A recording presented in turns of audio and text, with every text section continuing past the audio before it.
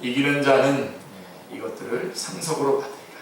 그리고 나는 그의 하나님이 되고 그는 내 아들이 되리라. 이게 사실은 최종 결론입니다. 우리가 하나님의 자녀가 되는. 자, 그래서 요한계시록의 중심 주제는 이기는 자는 이것들을 상속으로 받으리라 라고 하는 21장 7절 말씀입니다. 오늘은 다 이제 오늘부로 다 요한계시록을 좀 꽉 붙잡으시기 바랍니다. 그래서 얼마든지 요한계시록의 말씀이 여러분에게 참 쉽고 여러분에게 아주 요긴하게 마지막 시대를 살아가는 때 아주 꼭 여러분들 안에서 구체적으로 적용되고 열매 맺는 말씀 되길 바랍니다. 자, 성경 전체의 구조는 세 번의 이루심으로 되어 있습니다. 성경의 첫 책인 창세기 2장 1절이죠. 창세기 2장 1절에서 이렇게 말씀하고 있죠. 천지와 만물이 다 이루니라 라고 이렇게 말씀하셨습니다. 첫 창조가 이루어졌다라고 하는 것이고요. 그런데 성경의 마지막 책인 21장 요한계시록 21장 6절, 저희가 지금 본문으로 읽었었던 바로 앞에 절입니다. 21장 6절에 또다시 이루었도다 나는 알파와 오메가요 처음과 마지막이라고 선언하신 것을 듣게 되는데, 이는 재창조의 이루심입니다. 첫 창조는 무에서 유를 창조하는 것이므로 이르시되라고 하는 말씀만으로 가능했습니다만, 재창조는 저지러 놓은 죄가 청산이 되어야만 가능했기 때문에 가능하죠. 그래서 요한계시록 그래서 중간에 뭐가 필요합니까? 요한복음 19장 30절에 주님께서 십자가상에서 다 이루었다라고 하는 선언이 필요하게 된 것입니다. 그래서 이것은 구속사역의 이루심입니다. 자, 창세기 2장 1절은 첫 창조의 이루심이고, 요한계시록 21장 6절은 마지막 재창조의 이루심이고, 그 다음에 요한복음 19장 30절의 주님의 말씀은 구속사역의 이루심입니다. 그래서 성경은 이 세 번의 이루심으로 되어 있다. 이것이 성경 전체의 구조입니다. 요한계시록 하면 우선 우리는 난해한 책이라고 하는 선입관이 있는데요. 자, 그러나 여러분 한번 생각해 보십시오. 요한계시록은 환난 중에 있는 교회들에게 어려움을 주고 논란을 벌이라고 주어진 것이 아니라 초대교회 환난 중에 있는 교회들에게 위로하고 격려하기 위해서 주어진 편지라고 하는 것을 여러분들이 먼저 확실하게 붙잡으셔야 됩니다. 그렇다면 이것은 난해한 책이 아니죠. 그러므로 이것을 난해하다라고 하는 것은 요한계시록 자체가 난해해서가 아니라 접근이 잘못되었기 때문인 것입니다. 그래서 우리는 우리가 한 3년여 걸쳐서 이렇게 연결되어서 요한계시록 가지고 계속 관련되어서 우리 축제교회가 계속 말씀을 나누고 있는데, 이 바로 잘못된 접근을 계속 바르게 접근할 것을 계속해서 말씀해주고 있는 것이죠. 성경 해석에 있어서 중요한 것은 관점입니다. 같은 성경이라도 관점에 따라 전혀 다른 해석과 의미가 될 수 있기 때문입니다. 자, 이런 뜻에서 요한계시록만큼 구속사라고 하는 관점에서 바라봐야만 바르게 파악할 수 있는 성경도 달리는 없다고 할 수 있습니다. 그러니까 그야말로 구속사적인 관점으로만 봐야 될, 구속사적인 관점으로 접근해야만 풀릴 수 있는 말씀이 바로 요한계시록이다라고 하는 것입니다. 물론 모든 성경을 그런 관점으로 봐야 됩니다만 더더욱 요한계시록은 그래야 됩니다. 그렇죠? 자, 요한계시록에는 많은 상징들과 묵시들이 있는데 대부분이 구약성경에 등장하는 환상과 묵시들을 그대로 도입하는 것들입니다. 아마 이런 면에서는 좀 어려울 수가 있어요. 왜냐하면 요한계시록이 마지막 결론 부분의 말씀이기 때문에 그 앞에 나와 있는 성경들에서 제시되었던 것들, 그런 어떤 환상이라든가 혹시들 이런 것들이 구약 성경에 등장했던 것들과 연결되어서 도입해가지고 말씀을 하고 있기 때문에 이런 부분들이 좀 난해하다고 볼 수는 있는 거죠. 그러니까 그러나 창세기부터 성경 말씀에 대해서 우리가 잘 공부가 되어 있는 사람들이라고 한다면 요한계시록의 말씀은 절대로 난해한 것이 아니죠. 자, 그러나 이런 지역적인 문제들은 결정적으로 중요한 것은 아닙니다. 그런 어떤 우리가 모르는 것들, 그런 것들에 막 몰입하지 않으시기 바랍니다. 왜냐하면 요한계시록을 통해서 교회를 위로하고 격려하시고자 하는 중심 주제를 깨닫는 데는 별 영향을 주지 않기 때문입니다. 자, 요한계시록은 예수 그리스도의 계시다라고 시작이 됩니다. 1장 1절에, 요한계시록 1장 1절에 이는 예수 그리스도께서 계시하신 것이라는 뜻이라기보다는 요한계시록의 중심 주제가 예수 그리스도를 증언하는 계시라고 하는 의미인 것입니다. 그래서 예수 그리스도의 계시인 겁니다. 그러니까 만약에 그렇지 않았다면 하나님의 계시라고 하는 것이 옳겠죠. 왜냐하면 이는 하나님이 그에게 주사라고 1장 1절에 말씀하고 있기 때문에 그렇습니다. 그래서 계시의 주체가 하나님이심을 말씀하고 있기 때문입니다. 자, 2장 3장에서만 주님의 주권을 나타내는 나 또는 내가라고 하는 말이 무려 58회나 등장합니다. 2장 3장에 7개 교회에 보낸 편지의 내용들 아닙니까? 이것은 요한계시록이 예수 그리스도를 증거하기 위한 계시라고 하는 강력한 증거입니다. 결정적인 증거가 예수 그리스도를 29번이나 어린 양이라고 부르고 있다는 데서 드러납니다. 이 점을 강조하는 이유는 요한계시록의 중심 주제가 인재앙 혹은 나팔재앙, 대접재앙 같은 심판에 있는 것이 아니고 복음서에서 이루어 놓으신 구속사역이 어떻게 해서 완성이 되는가에 있기 때문에 그렇습니다. 요한계시록은 구속의 역사, 우리를 위로하고 우리를 격려하기 위한 말씀이지 심판의 말씀이 아닙니다. 심판을 말하려고 하는 게 아닙니다. 그리고 여러분 또 하나 기억하시는 성경에 나오는 모든 명령은 다 우리를 위로하기 위한 명령이지 절대로 뭔가를 이렇게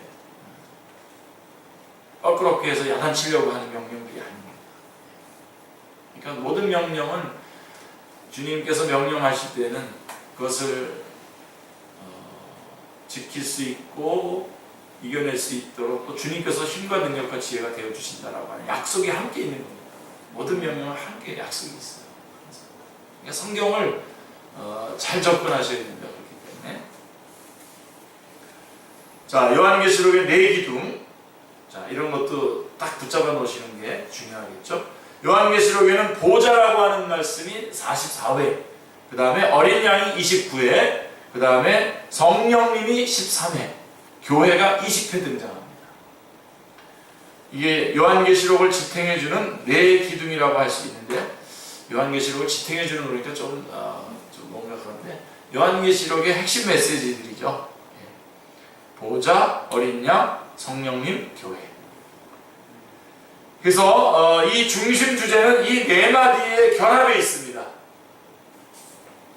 보좌와 어린 양을 결합하는 말씀이 요한계시록 7장 10절에 나오죠. 구원하심이 보좌에 앉으신 우리 하나님과 어린 양에게 있도다.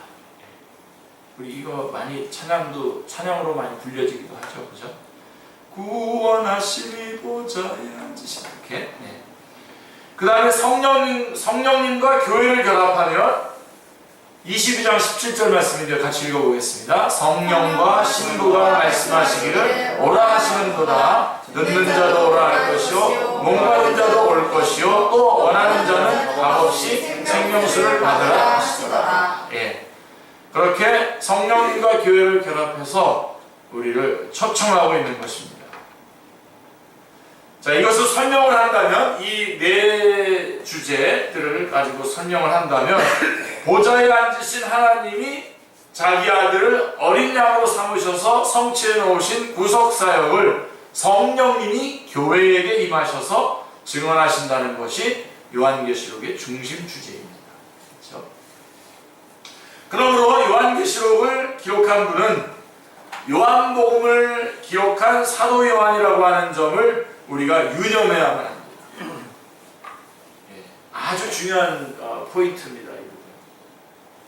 사도 요한은 복음서에서 세례 요한이 예수 그리스도를 하나님의 어린 양이라고 요한복음 1장 29절에서 그리고 36절에서 하나님의 어린 양이라고 부른 사실을 기록해 주고 있습니다. 사도 요한은 요한계시록과 복음서의 일관성을 위해서 요한계시록에서도 의도적으로 예수 그리스도를 어린 양으로 부르고 있는 것입니다. 끝까지 22장까지 요한계시록 22장까지 어린 양으로 계속 부르고 있습니다. 그리고 사도 요한은 복음서에서 하나님의 어린 양이 죽으시고 다시 사심까지를 기록했습니다. 거기까지가 요한복음의 기록 내용이죠. 그런데 요한계시록에서는 1장 18절에 곧 살아있는 자라 내가 전에 죽었었노라. 여기까지가 복음서를 딱 요약하는 거예요. 한 구절 안에서. 곧 살아있는 자라 내가 전에 죽었었노라. 거기까지가 요한복음을 한마디로 요약한 거예요.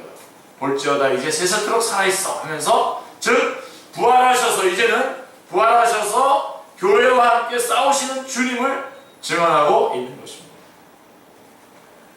전에 죽었었노라 라고 하신 과거 사역이 요한복음이요 이제 세세토록 살아있어서 사망과 음부의 열쇠를 가졌노니 라고 하시는 현재 사역이 요한계시록인 것입니다.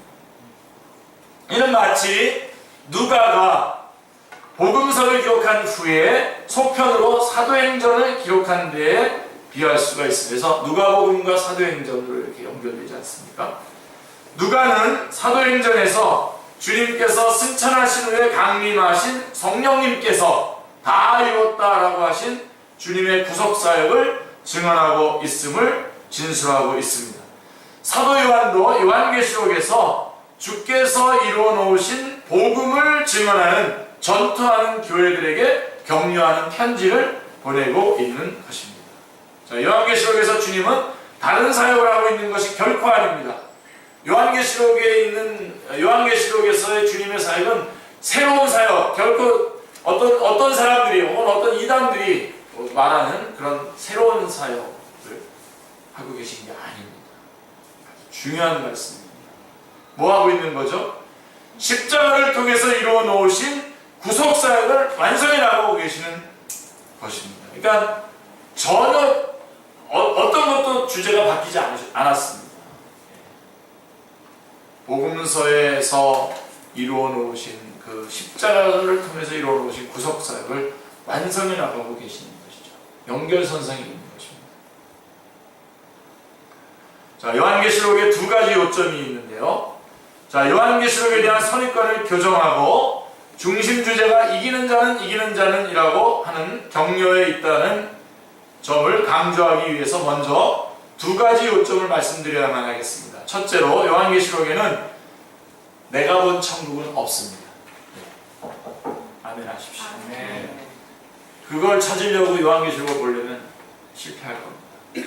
실패하기 싫어가지고 엉뚱한 거로 그려내다가 안 되겠으니까 결국 자기가 본 천국을 갖다가 그려내고 내가 본 천국은 없다. 마지막 장에서 22장 요한계시록 22장 15절에도 보시면요, 개들과 점술가들과 음행하는 자들과 살인자들과 우상숭배자들과 및 거짓말을 좋아하며 지어내는 자는 다 성 밖에 있으리라 하시는데, 이것이 주님 재림 후에 있을 천국이겠습니까?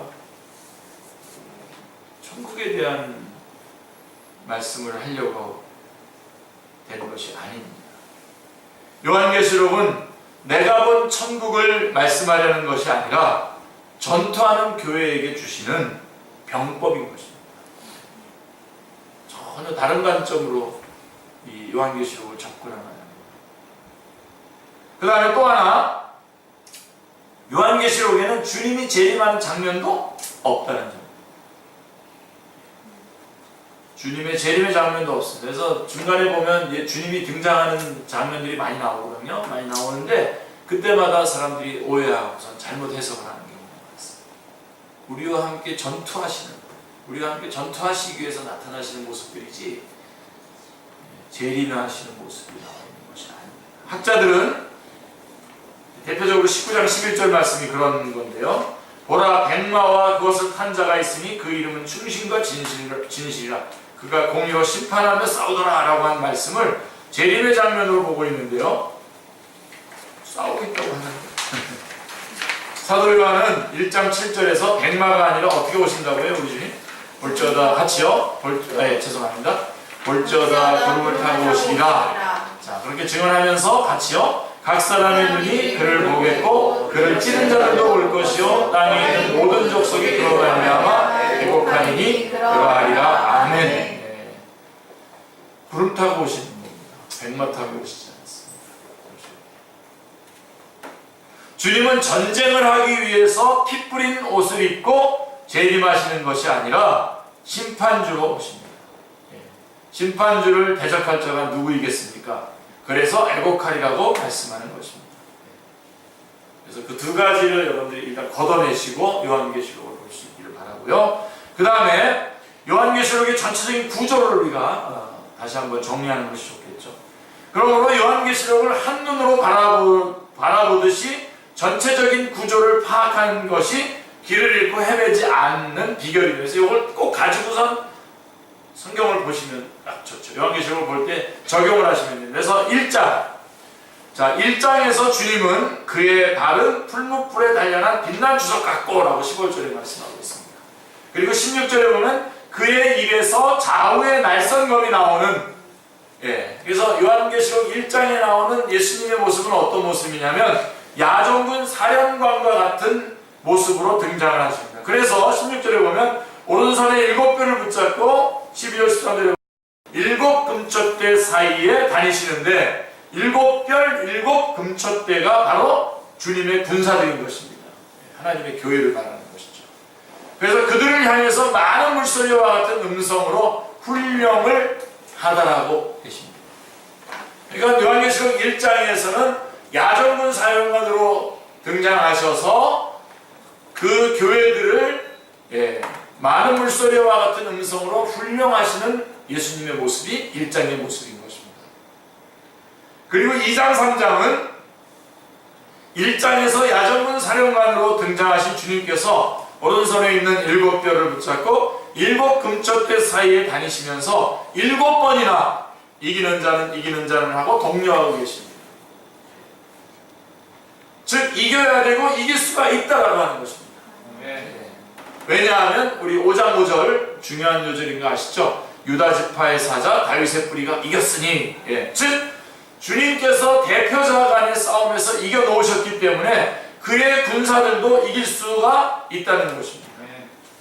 자, 이 점에서 우리가 유념해야 할 점은 7교회에 편지를 보내는 송신자는 예수 그리스도이시지만 끝에 가서 7번이나 이기는 자는이라고 하시는 분은 누구죠? 성령님. 성령이 교회들에게 하시는 말씀으로 되어 있다는 점입니다.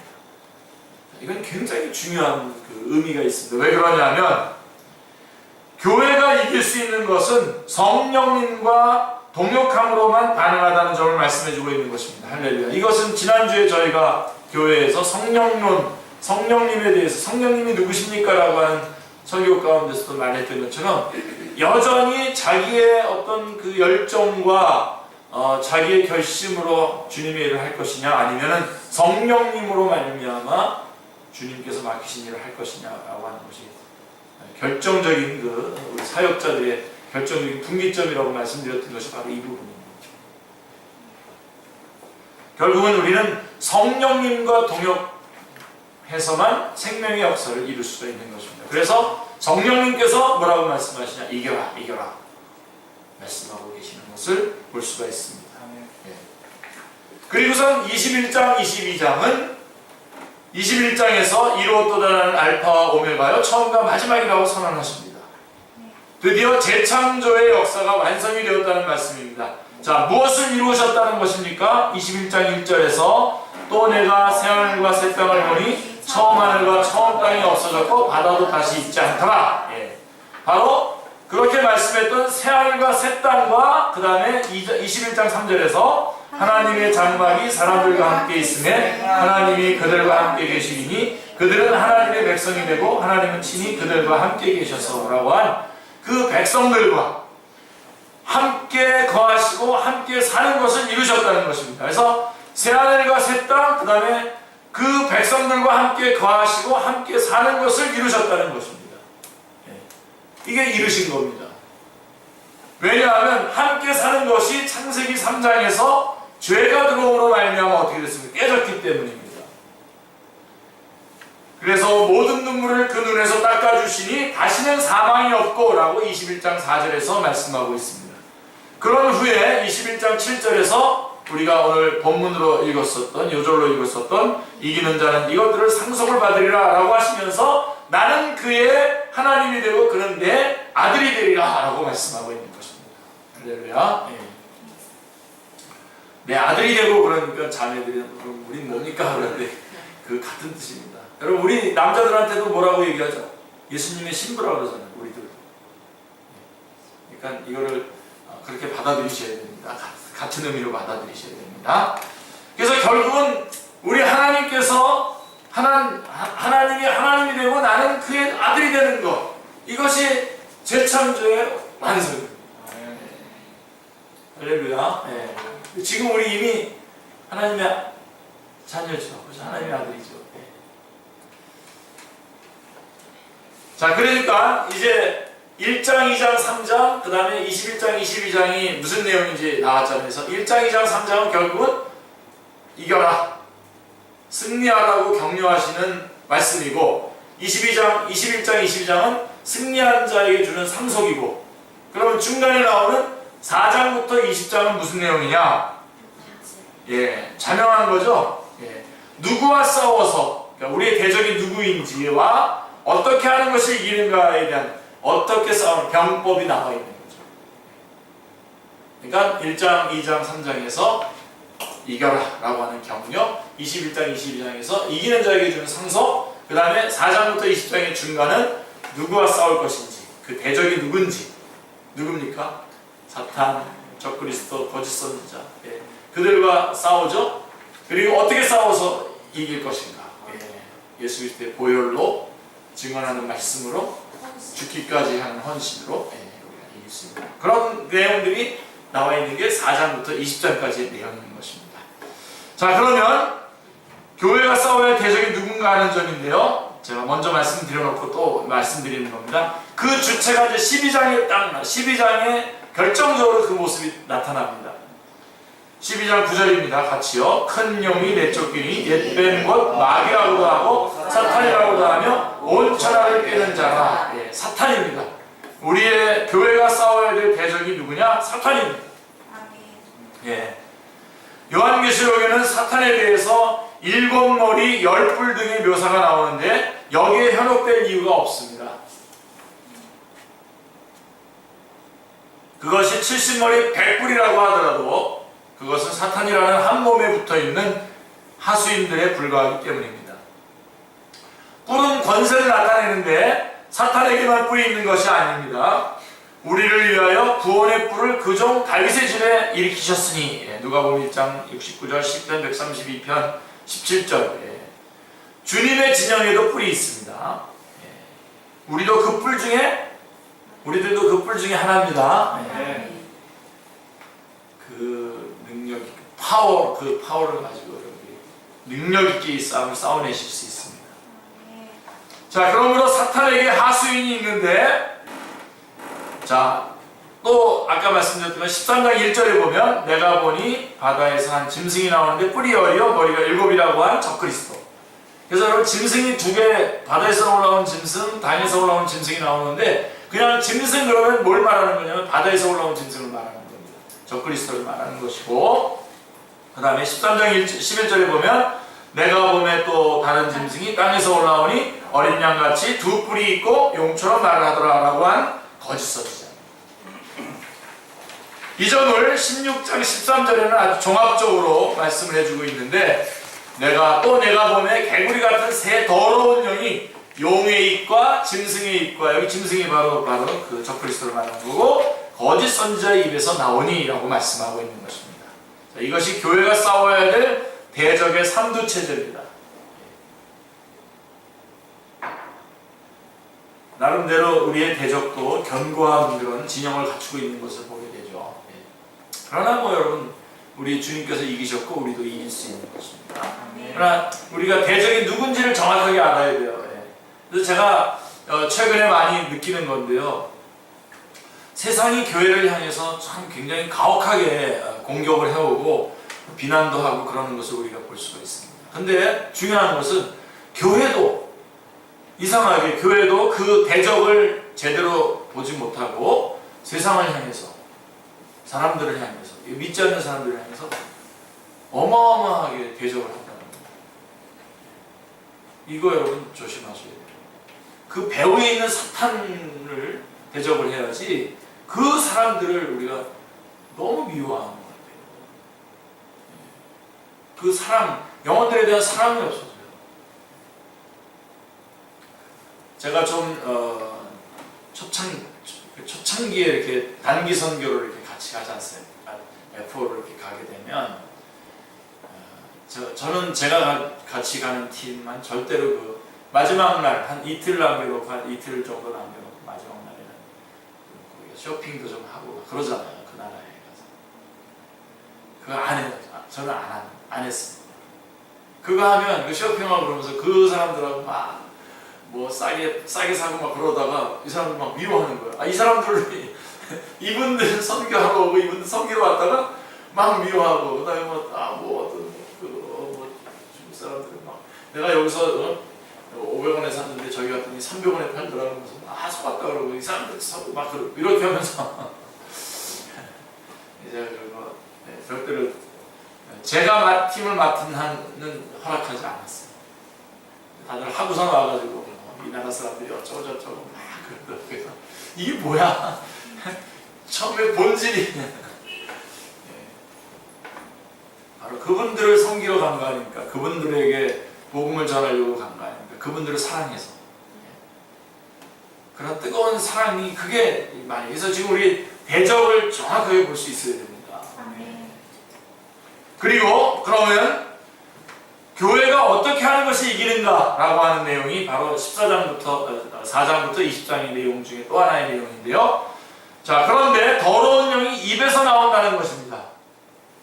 반면에 주님의 입에서는 예리한 검이 나오면서 7영을 가진 분으로 계시하십니다.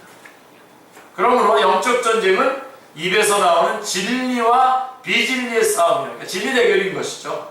말씀과 함께 역사하는 성령님과 악령의 싸움인 것입니다. 다시 말하면 증언의 싸움입니다. 진리 대결입니다. 이것이 요한계시록의 전체적인 구조입니다. 정리할 수 있겠죠? 1장, 2장, 3장 승리하라고 하시는 주님의 격려, 그 다음에 21장, 22장은 그래서 승리한 자에게 주어지는 상성, 그리고 4장부터 20장은 누구와 싸워서 어떻게 이길 것인가에 대한 방법, 이렇게 되어 있는 것이 요한계시록. 그러니까 여러분들이 이제 16장, 우리가 지금 16장까지 지금 말씀을 공부하다가 다시 지금 개론을 한 번 더 하는 거 아닙니까? 그렇다면 16장, 17장, 18장 무슨 얘기를 하려고 하는 겁니까? 지금 누구와 싸워서 어떻게 이길 것인가에 대한 전투하는 교회에게 주시는 병법을 말씀해주고 있는 것이죠. 자, 특별히 그래서 증언하는 싸움이라고 하는데 요한계시록에는 증언이라고 하는 말이 문자적으로는 13번이나 나옵니다. 증언이라고 하는 말이 9번 나오고 증거라고 하는 말로 4번이나 나오는데요. 이 증언이 요한계시록의 중심 주제 중에 하나인 것입니다. 왜냐하면 성령님께서 강림하신 것은 주님께서 이루어 놓으신 구속사역을 증언하러 오신 것이고, 증언하지 않으면 싸움은 일어나지 않기 때문입니다. 그래서 여러분, 우리가 그리스도인이면서도 지금 이 땅을 살고 있으면서, 이 시대를 살고 있으면서 우리가 이 하나님의 말씀을 증언하지 않으면 여러분 이 싸움 하지 않고 살아갈 수 있어요. 그냥 룰루랄라 하면서, 사탄도 여러분에 대해서 별로 관심 안 가지고 그냥 이렇게 제껴놓고 딱 어느 제한선에도 딱 가둬놓고서는 여러분에게 힘 안 씁니다. 예. 자, 왜냐하면 성령님께서 강림하신 것은 주님께서 이루어 놓으신 구속사역을 증언하러 오신 것이고, 증언하지 않으면 싸움이 일어나지 않기 때문입니다. 이 증언, 우리가 이 예수 그리스도께서 우리를 위해서 구원의 역사를 이루어 주셨다, 이 예수 그리스도를 믿으라, 믿지 않으면 지옥에 간다 라고 하는 이 증언을 하지 않게 되면 싸움도 일어나지 않는 거죠. 이것을 증언하게 하시기 위해서 성령님 우리 가운데 임하신 것입니다. 그러니까 여러분들이 본분을 다시 분명히 찾으셔야 됩니다. 우리의 본분이 무엇인지, 지금 우리가 어떤 교회인지, 지금 천상에 안식하는 교회가 아니라 지금 이 땅에 지상에 전투하는 교회라고 하는 사실을 놓치지 마시기 바랍니다. 이 점을 12장 17절에서는 같이요, 용이 여자에게 분노하여 돌아가서 그 여자의 남은 자손 곧 하나님의 계명을 지키며 예수의 증거를 가진 자들과 더불어 싸우려고 아단 모래 위에 서 있더라. 그렇게 우선 12장이 끝나지 않습니까? 그리고 13장에 바다에서 올라오는 적그리스도, 12장 11절에서 또 땅에서 올라오는 짐승이 이렇게 또 나오는 거 아니겠습니까? 사망으로 끌려가는 자들을 생명의 진영으로 인도하려고 복음을 증언하기 때문에 싸움은 불가피하게 일어나는 것입니다.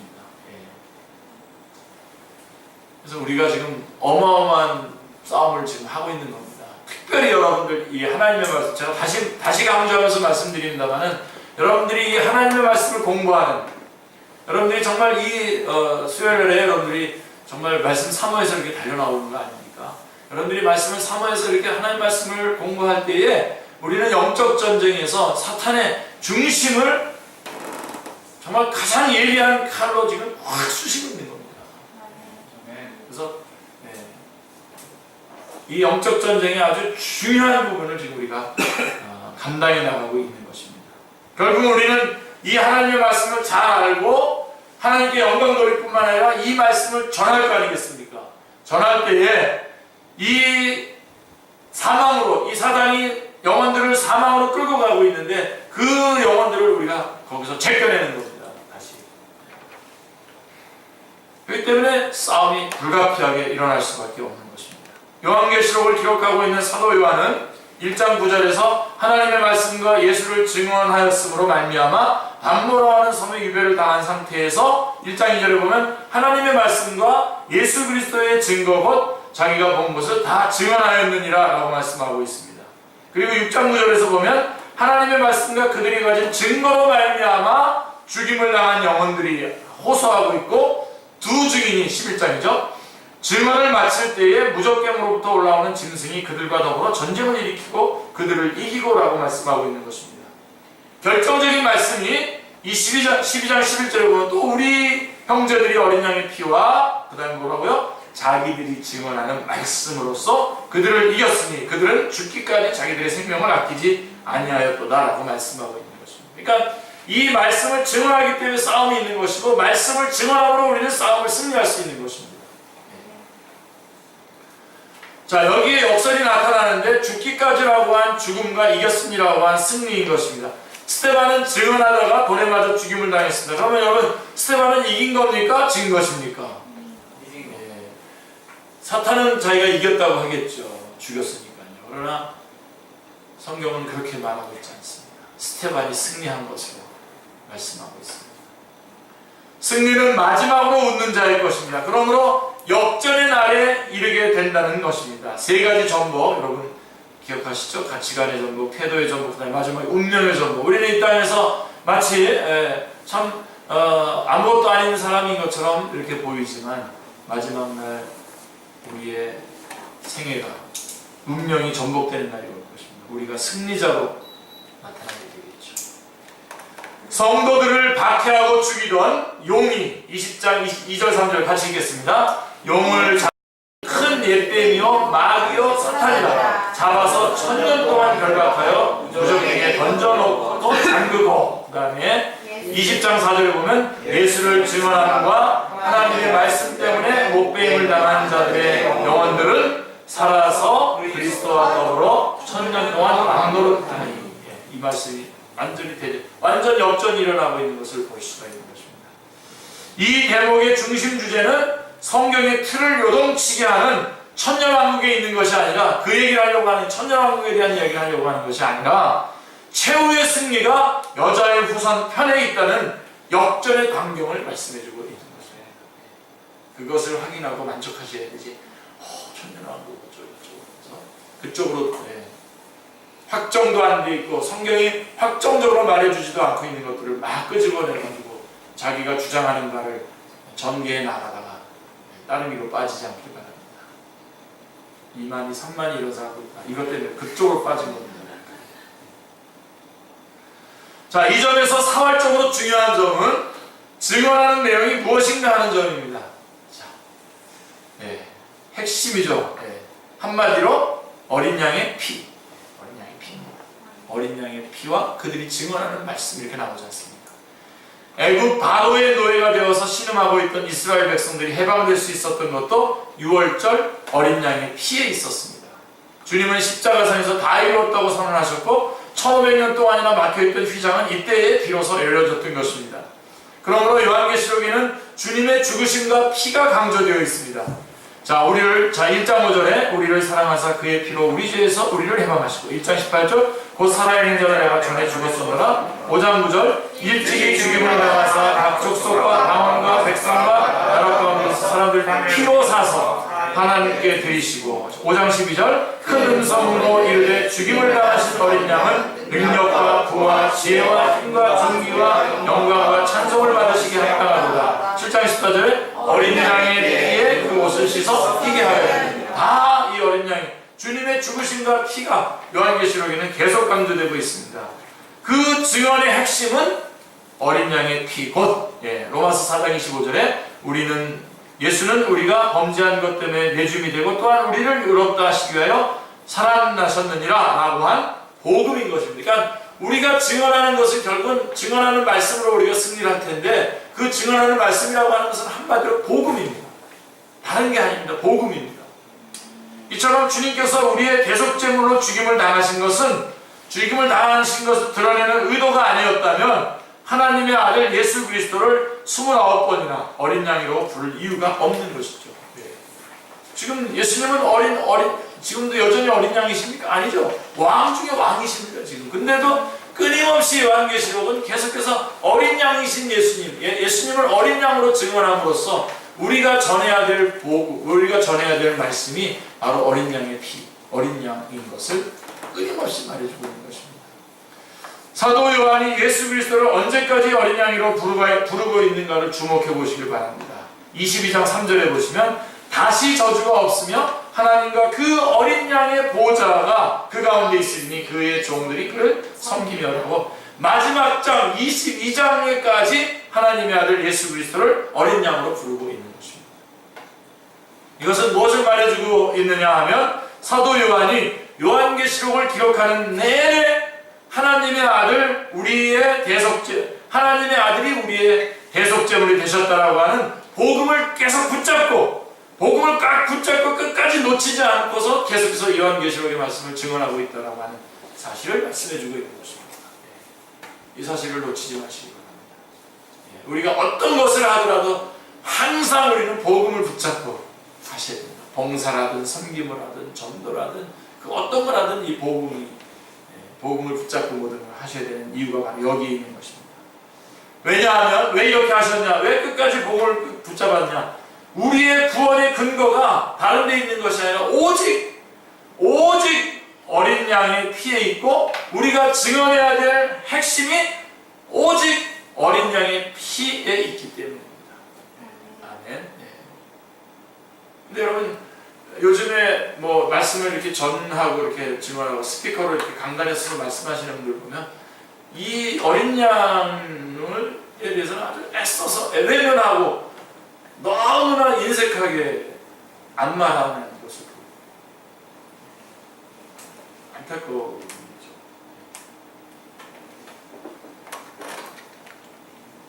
우리의 구원의 근거가 어린 양이고요. 오직 어린 양, 다른 거 없습니다. 그리고 우리가 증언해야 될 말씀이 오직 어린 양. 아주 중요한 내용이고요. 자, 그러면 요한계시록의 현재적인 의미가 뭐냐? 그럼 오늘 우리에게는 어떤 의미가 됩니까? 요한계시록이.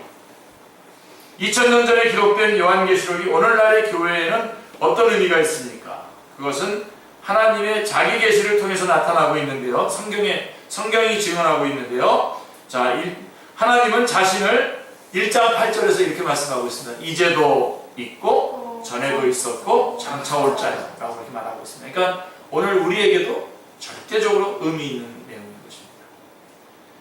그리고 1장 4절에 사도 요한도 이제도 계시고 전에도 계셨고 장차 오실 이로 예수 그리스도를 증언하고 있는 것입니다. 이 점에서 주목해야 될 점은 전에, 이제, 장차라고 하는 시간 순으로 말씀하고 있는 것이 아니라 어떻게 말씀하고 있다고요? 이제도 계시고라고 하는 말씀을 제일 먼저 말씀하고 있다라고 하는 현재 시제를 맨 먼저 말씀하고 있다는 점입니다. 이렇게 말씀하시는 의도가 무엇입니까? 이제 이런 요한계시록을 주신 주 하나님은 이제도 우리와 함께 계시고 전에 있던 성도들과도 함께 계셨고 장차 있을 성도들과도 함께 계실 하나님. 그래야 해서 구속사역을 기필코 완성하시는 하나님이심을 깨닫기를 원하시기 때문입니다. 그래서 이제도. 그렇다면 요한계시록의 내용들도 이 부분이 아주 너무너무 중요합니다. 그동안에도 제가 계속 강조했습니다만, 그렇다면 그러한 분이시라고 한다면 요한계시록의 내용도 과거에도 있었고 현재도 일어나고 있고 미래의 대단원을 이루게 될 내용들임을 깨닫게 되는 것입니다. 그렇죠? 그러니까 이 요한계시록의 내용의 말씀은 어떤 한 시점에 일어날 일들을 기억해 놓은 것이 아니라, 목소리가 커질 수밖에 없습니다. 하도 요한계시록을 그런 것으로 보기 때문에 어떤 한 시점에서 일어날 일들을 기억한 것이 아니라 지금도 우리 가운데서 일어나고 있고 지금도 우리들이 이 말씀을 통해서 격려를 받아서 승리해야 할 말씀이기 때문에 말씀이라고 하는 사실입니다. 사탄이죠. 짐승, 그 다음에 거짓 선지자는 이제도 있고요. 그러니까 지금도 이 싸움을 싸우고 있는 것이고 전에도 있었고요. 이후에도 있을 것입니다.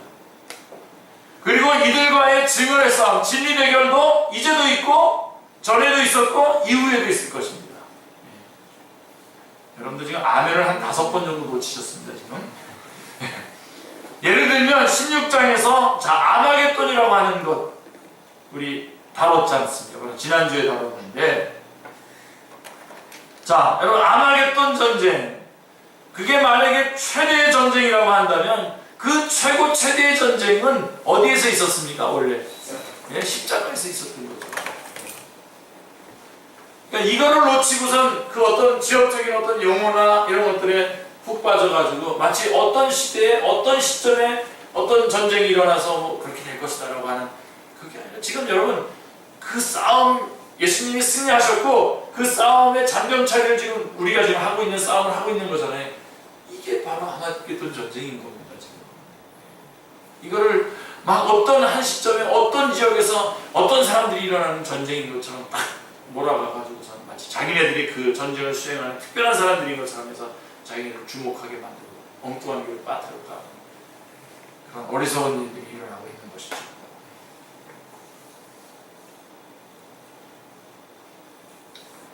하나님의 아들이 육신을 입으시고 이 땅에 오셔서 죽으셨다가 사망의 세력을 잡은 자를 멸하시고 부활하신 전쟁이 구속사에 있어서 최대의 전쟁인 것입니다. 그러니까 마치 이 전쟁을 능가하는 어떤 전쟁이 있는 것처럼 또다시 어떤 전쟁을 해서 이겨야 될 것처럼 그렇게 하는 것은 예수님께서 이루어가신 구속의 사역을 무력화시키는 것입니다. 사탄의 전략인 것이죠. 이 점을 주님은 세상에서 너희가 환난을 당하나 담대하라, 내가 세상을 이겼노라라고 말씀하고 계십니다. 우리 대장 예수 그리스도께서는 아마겟돈 전쟁에서 이기신 것입니다. 할렐루야. 그러므로 출바벨론도 아마겟돈 전쟁이요, 초대교회가 네로의 박해를 당한 것도 아마겟돈 전쟁이요, 지금 우리가 수행하고 있는 전쟁, 영적 전쟁도 아마겟돈 전쟁이요, 또한 아마겟돈 전쟁은 장차에도 있을 것입니다. 여기에 요한계시록이 오늘날의 교회에게 적용되는 접촉점이 있는 것입니다. 이것을 왜 강조하냐 하면 요한계시록을 재림 직전에 짧은 기간에 되어질 일로 보는 해석 때문인 것입니다. 이를 뒷받침하기 위해서 요한계시록을 분류할 때에 내가 본 것과 지금 있는 일과 장차 될 일을 기록하라고 하신 1장 19절 말씀에 근거해서 1장은 과거, 2장 3장은 현재, 4장부터 22장은 미래에 되어질 일로 구분을 하고 있습니다. 그래서 장차 될 일을 마치 비밀 문서인 양 여기게 되는 것이죠. 지금 여러분들 이걸 보고서 아멘 그러시면서 이거다 이렇게 하는 이게 아니란 말입니다. 요즘에 유명하게 뜬 강사들, 그 성경 맥 잡는 강사들 보면 다 요한계시록 다 이렇게 설명하고 있어요. 우리 선생님도 또 이거 그 내용도 보지 않고 또 그런 책에다 또 추천사 써놓으셨더라고요. 선생님이 주장하는 것과 전혀 다른 내용인데도 추천사 써주셨어요. 안 돼. 그래가지고 마치 뭐 미래에 되어질 일이 이제 4장부터 이제 22장까지가 미래에 되어질 일이니까 마치 비밀 문서냐, 그건 자기만 해석할 수 있다는 듯이 말이에요. 그렇게 해서 쭉 사람들을 끌고 간 게 이단이죠. 자, 그런데 보십시오. 이 부분도 그래서 여러분들이 중요합니다. 요한계시록은 1장부터 이렇게 쭉 이렇게 어떤 시대적으로 시간별로 나열한 게 아니라요. 1장이 요한계시록 전체예요. 2장, 3장이 또 전체고 4장부터 또 5장, 4장, 5장이 또 위에서 본 전체고 계속 이 끝이 다 맞아가고 있어요. 그래서 7 인을 뗀 것이 하나 같고 7 나팔, 7 대접 이게 다 이렇게 맞아가고 그걸 오셔서 지난번에 박정석 선교사님 오셔서 그거 설명해 주신 거예요. 그래서 여러분 그림 그려줬잖아요. 가지고 계시는지 모르겠어요.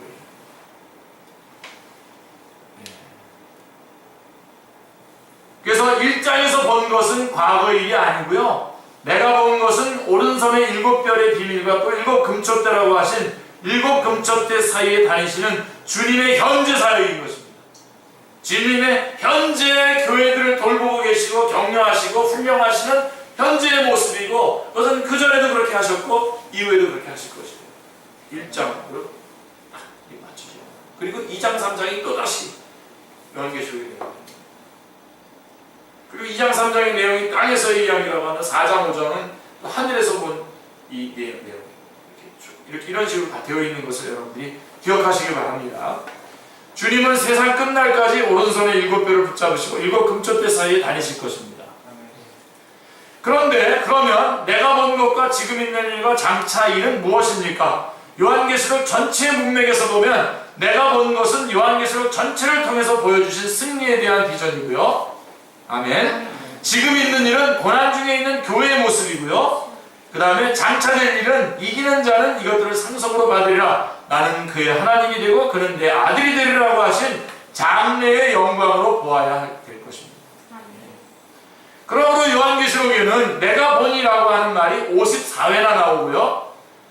54회나 등장하는데 환난 중에 있는 교회를 위로하고 격려하기 위해서 장래의 비전을 보여주시는 것이죠. 그래서 내가 보니 그러니까 우리가 지금 이 땅에서 환난을 당하고 어려운 싸움을 싸우고 있는 그때에 요한을 통해서 하나님께서 보여주시는 그 말씀은 자 내가 보니 그래서 하늘에서 승리하고 승리를 누리고 있는 그 모습들을 보여줌으로써 이 땅에서 지금 걷고 있는 고난의 시간들을 위로해 주시고 용기를 주는 격려하는 그런 말씀드린 것이죠.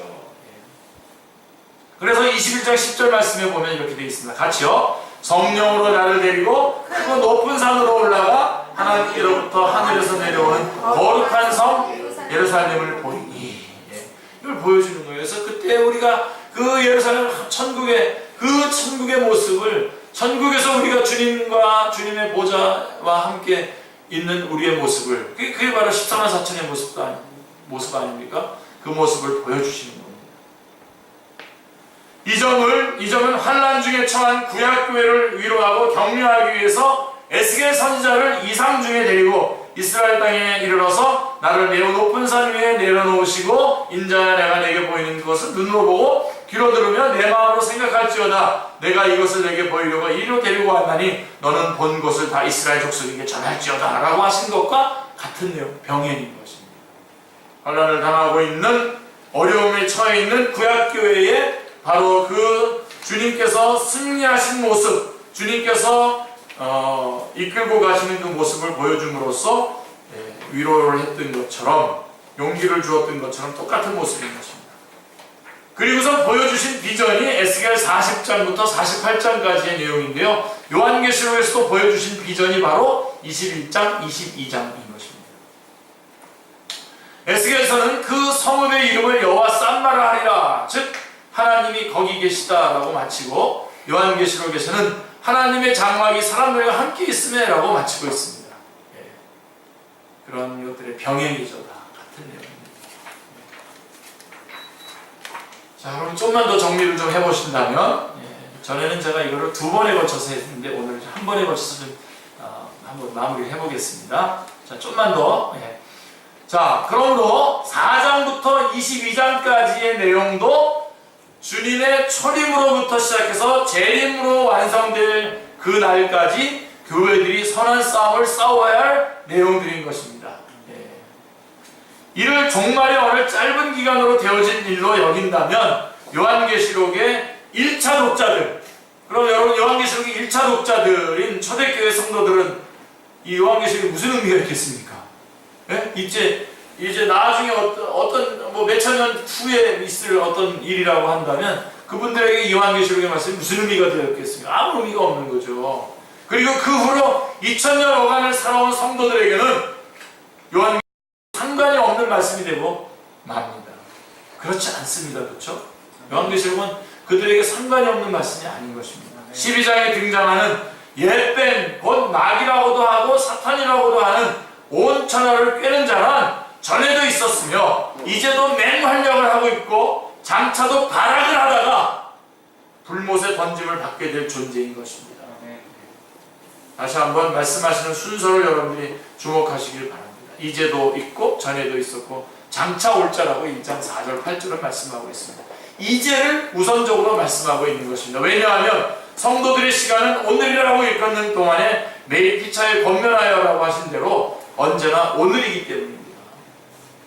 그러므로 요한계시록의 시제는 언제나 이제입니다. 그 이제를 좀 확대한다면 주님의 초림으로부터 재림까지의 사이,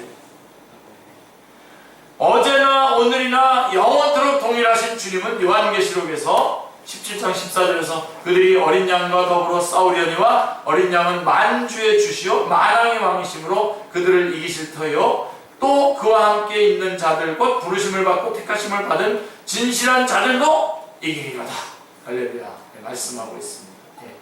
그리고선 19장 11절에 또 내가 하늘이 열린 것을 보니 보라 백마와 그것을 탄 자가 있으니 그 이름은 충신과 진실이라 그가 공의로 심판하여 싸우더라. 19장 14절에 하늘에 있는 군대들이 희고 깨끗한 세마포 옷을 입고 백마를 타고 그를 따르더라. 세상 끝날까지 우리와 함께 싸워주시는 주님이신 것을 말씀해주고 있는 것입니다. 계속해서 우리와 함께 싸우시는 것입니다. 자, 그러면 이제 하나님께서 성경 전체를 통해서 일관되게 추구해 오신 목표가 있는데요. 그것은 바로 함께 계십니다. 임마누엘, 하나님의 나라 건설입니다. 그래서 여러분 구속사가 이렇게 구속사를 쭉 보면 결국은 하나님의 나라를 얘기하는 것입니다. 자, 그런데 21장에 이르러서 결국은 쭉 그런 일관되게 추구해온 목표가 있는데 함께 계심인데요. 21장에 이르러서 요한계시록 21장에 이르러서 3절에 하나님의 장막이 사람들과 함께 있음에 하나님이 그들과 함께 계시니 함께 계심이 이루어지고 있는 것입니다. 하나님께서 사람과 함께 계시기 때문에 거하실 때가 하나님과 사람과 함께 거한 때가 있었죠. 그러나 죄가 에덴에 침입함으로 말미암아 인간은 하나님 전전에서 추방을 당하게 되었고 하나님과 함께 거함은 깨어지고 말았습니다. 구속사역, 즉 하나님의 나라 건설이란 함께 계심을 회복하는 역사인 것입니다. 아멘. 하나님은 바로의 노예였던 애굽의 자손들을 야곱의 자손들을 유월절 양의 피로 구속해서 구원하여 내신 후에도 내가 그들 중에 거할 성소를 지으라고 명령하십니다. 출애굽의 목적도 뭐죠? 여러분, 출애굽을 시킨 목적이 뭡니까? 예배입니다. 예.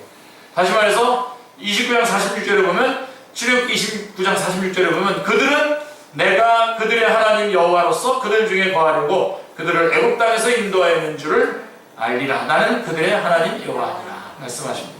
그러나 그 성막은 중간이 굳게 막혀 있었습니다. 이는 참것의 그림자에 불과했기 때문입니다.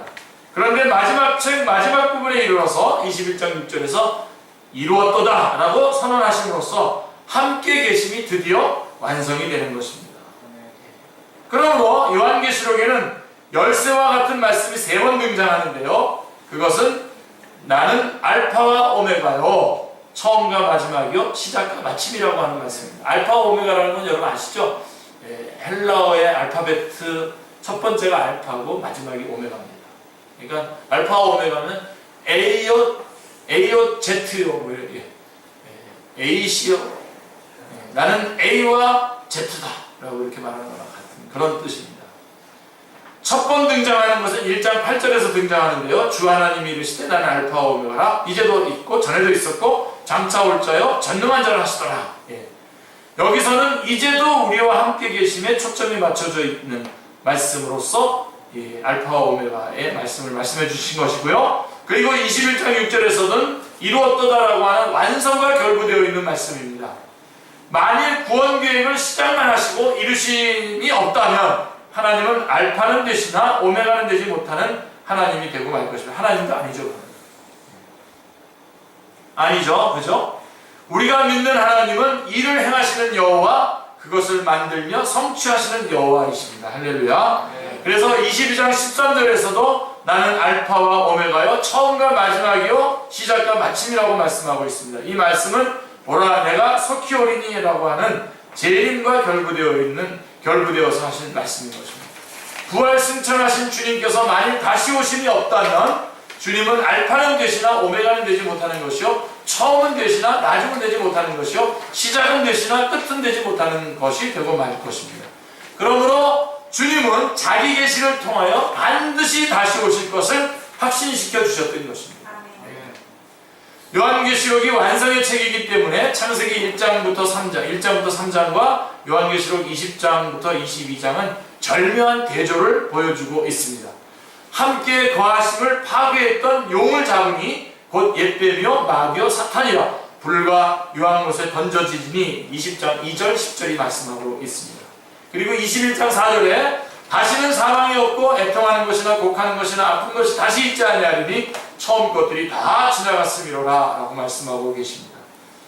이는 파괴당하였던 것을 다시 회복하시고 반드시 완성하실 것을 나타내주고 있습니다. 우리에게 확신을 주는 거죠. 자, 이보다 광대하고 확실한 말씀이란 달리는 없는 것입니다. 이는 요한계시록에 있어서 보다 귀중하고 중요한 분명한 진리인 것입니다. 또한 요한계시록에는 구원하심이 보좌에 앉으신 우리 하나님과 어린 양에게 있도다. 구원과 보좌에 앉으신 이의 얼굴에서와 그 어린 양의 진노에서 우리를 가리라라고 하는 진노가 있습니다. 구원과 심판은 동전의 앞뒷면과 같은 것입니다. 진노가 없다면 주님께서 우리 대신 받으셨다는 십자가는 무의미한 것이 되고요, 진노가 없다면 복음이 필요 없는 것이 되고 맙니다. 오직 복음만이 진노의 날 하나님 앞에 서게 할 수 있다는 것입니다. 그러므로 명심해야 될 점은, 꼭 붙잡으셔야 될 말씀은, 요한계시록은 일곱 대접, 나팔 대접으로 상징된 진노의 중심이 있는 책이 아니라는 것입니다. 아멘으로 좀 바꾸선, 아멘. 어디에 중심이 있다고요? 구원하심. 그리고 여러분, 요한계시록만이 아니라 모든 성경이 이 구원하심의 핵심이 맞춰져 있는 것입니다. 여러분, 구약의 예언서들을 보더라도 앞부분에 계속해서 하나님의 그 심판과 그런 경고의 메시지들이 나오지만 뒷부분에 가면 다 이 구원과 구속에 관한 말씀들을 선포하고 계시는 것을 보게 됩니다.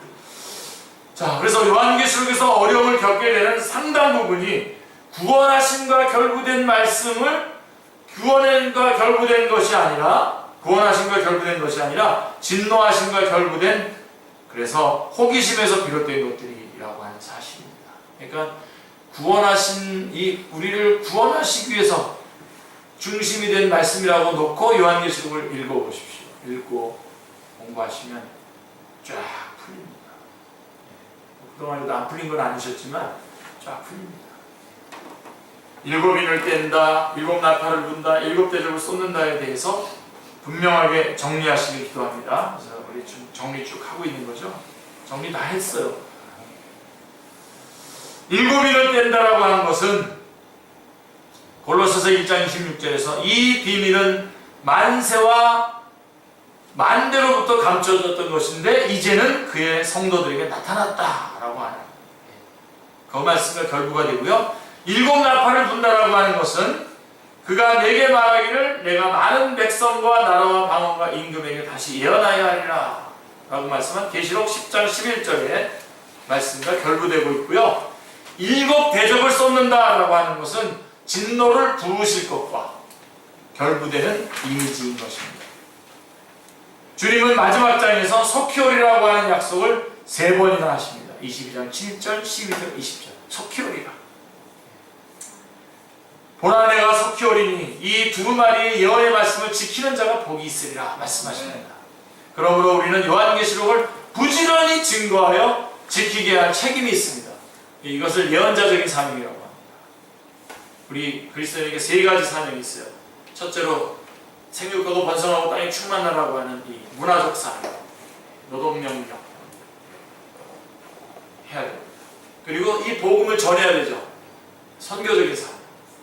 그리고 또 있어요. 속히 오리라. 주님이 속히 오리라 라고 하는 이 말씀을 가지고 우리가 요한계시록의 말씀들을, 예언의 말씀들을 지키면서 말해주고 전파해주는 그런 예언자적인 사명을 우리가 같이 감당해야 됩니다. 이 예언자적인 사명은 하도 이단들이 가지고 휘둘러가지고 우리 정통교회에서 얘기하려고 하면 정말 조심스러워서 잘 얘기를 하지 않지만 해야 됩니다. 주님 오신다는 말입니다. 주님 오신다는 얘기를 해야죠. 주님 오시는데 그렇게 살 겁니까? 주님 오시는데 그게 중요합니까? 그걸 얘기를 해주셔야 돼요. 우리가 들어야 되죠. 우리가 주님이 오시는데 우리가 그 기준점으로 여러분들이 지금 한번 여러분들이 하고 있는 일을 한번 잘 정리 한번 해보세요. 우선순위를 한번 정해보시라고.